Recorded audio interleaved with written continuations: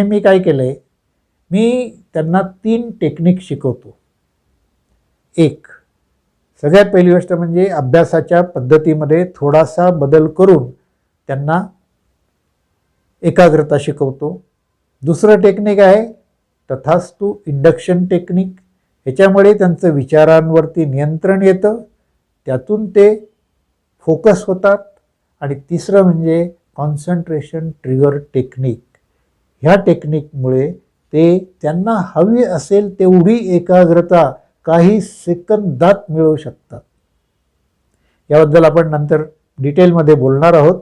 पण तुम्ही जर तुमच्या मुलांना हा ट्रेनिंग प्रोग्राम करायचा असेल तर कॉमेंट बॉक्समध्ये तुमचा मोबाईल नंबर, विद्यार्थ्याचं वय आणि कोणत्या इयत्तेमध्ये तो शिकत आहे त्याची डिटेल्स द्या.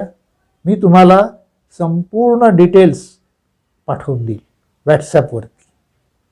तर इथंच थांबूया.